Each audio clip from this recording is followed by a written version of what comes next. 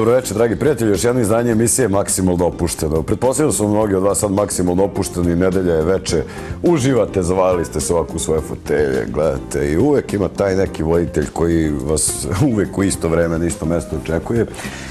To sam ja. Da. Navikli ste da kada sam kretao novu sezonu emisije Maksimalno opušteno 4, stvarno vodim računa onako gostima da to budu zaista velike zvezde, jaka imena i definitivno ljudi koje vi mnogo volite, mnogo tražite i definitivno ljudi koji imaju biografiju. Sad ima mnogo pevača, neko ima bolju biografiju, neko slabiju, ali u svakom slučaju kod mog večerašnjeg gosta mi se sviđa. Ja sam njega upoznao pre otprilike nekih, pa ima jedno 7-8 godina kada sam ja bio na svom početku, on mi je bio prvi gost, pa mi je zato možda negde i jako draga. Zaista sjajan momak, zaista neko koji iz godine u godinu grabi sigurno ka uspehu, a ja predlažem da odslušamo biografiju i sve će biti jasno. Dado Polomenta rođen je 29. avgusta 1982. godine u Bijelom Polju u Crnoj Gori. Jedan je od najtraženijih, najpopularnijih pevača i tekstopisaca iz Crne Gore. Njegov prvi album Jasmina snimljen je 2000. godine i nije mnogo doneo njegovoj karijeri, ali to ga nije obeshrabrilo da se ozbiljno posveti muzici. 5 godina kasnije Dado postaje popularan na celoj XU muzičkoj sceni posle izdavanja njegovog drugog albuma 100 stepeni 2005. godine za Grand produkciju. Njegov stric Šako Polumenta, takođe popularni pevač, mnogo pomaže pri izgradnji Dadove karijere. Pri radu na trećem albumu Dado prekida saradnju sa Grand produkcijom i potpisuje ugovor sa diskografskom kućom Gold Music. Par meseci kasnije izdaje i svoj treći album Volim te 2007. godine. Ubrzo posle toga dobija i prestižnu nagradu najbolji crnogorski pevač u dijaspori na Monte Folk festivalu 2007. a posle toga i Oskar popularnosti u Podgorici za svoj veliki doprinos popularizaciji crnogorske muzike u dijaspori. Godinu dana kasnije, u maju 2008. snima duet sa svojim stricem Šakom, Ljepša od noći, koji postaje megalomanski hit. 2 meseca kasnije, juna 2008. izdaje novi singl Moje srno, a u decembru 2008. izdaje svoj četvrti album Zauvijek tvoj i postavlja, kako on kaže, kamen temeljac za svoju budućnost, kako za muzičku karijeru, tako i za život. Naslovna numera postiže neverovatan uspeh i gradi ozbiljan status na celoj XU sceni. Krajem 2010. izdaje album Buntovnik za Grand produkciju. Ponosni je otac sina Dorijana. Da, eto, lepo sam ja rekao, dobro mi došao, gospodin Dado Polomenta. Lijete našao, druže moj. Pratim tvoj rad, onako, od tvojeg negde samog starta i početka, tu sam početci bili isti, meni se činili u svakom slučaju. Jesu generalno sa emisijama i sa nastupima tim televizijskim, to su, eto, i tvoji i moji početci, ja se sjećam. I te emisije, čak smo komentarisali kako smo se obukli bili taj dan. A to je slatko, to je, svaki početak je težak i to se pamti onako kod ljudi koji naprave posle toga nešto.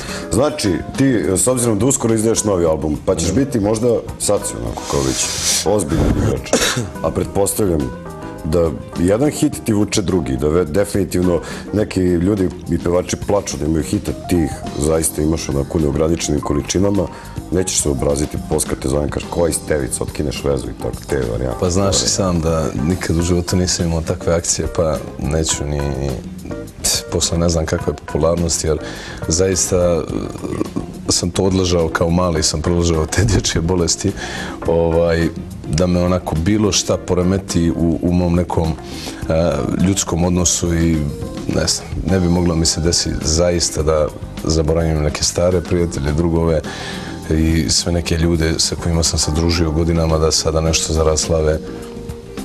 Da se odrekli. Ne bi bilo ni prirodno. Ali definitivno ja moram ovako, pošto i privatno poznajem, nekako si mi se smirio. Kad si bio mlađi, bio si mnogo veći vrag i definitivno kako raste tvoja popularnost, tako si ti nekako, ne mogu kažem zatvoreniji, ali mirniji svakako.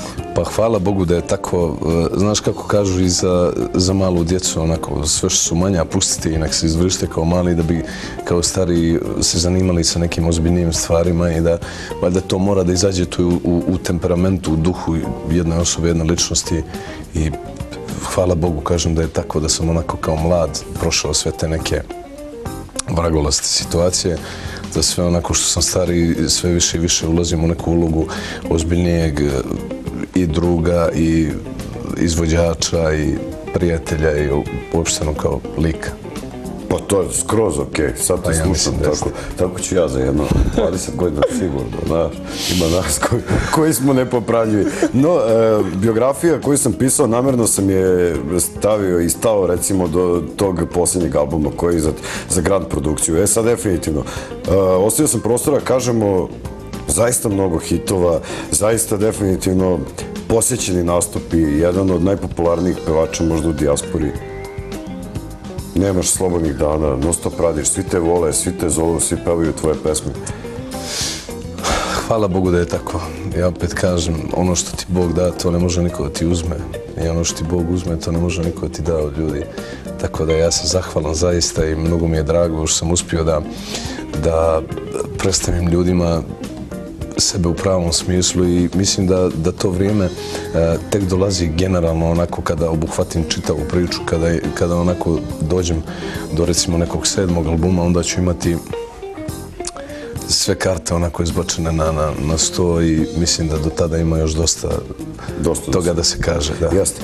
Što se tiče tvog muzičkog pravca, sad ja više ne bih nazvao to ni pop folkom, definitivno neki novi svetski trend koji su polako ili sigurno počeli da prihvataju i naše zvezde. Dakle, zašto si se odlučio baš za tu modernu, komercijalnu, da kažemo, svetsku muziku? Pa zato što to narod voli. Zaista, ja kao izvođač trudim se da udovoljim narodu koji je onako u trendu, koji sluša, koliko slušaju mene, toliko slušaju i sva neka svetska izdanja i taj svetski folk muzike je zastupljen u svakom našem klubu, diskoteci, tako da moraš pratiti to da bi jednostavno bio egal sa nekim trendom koji se voli, sluša, traži, tako da meni nije teško zaista pjevati od najveće balade do najbrže neke pjesme, a to sam dokazao s albumima i sa pjesmama onako iz albuma u album. Ajde da mi čujemo neku tvoju pesmu. Ja predlažem neka pesma malo starijeg datuma, pa ti si je napisao, tako zove se Volim te. Da, inače jedna od omiljenih mojih pesama, ne zbog toga što sam ja pisao, nego što je nekako sama po sebi i melodija, i tekst, i aranžman, i sve upakovano. Tako je volasta. Volim te. Volim te. Eto, ajmo. Ajde.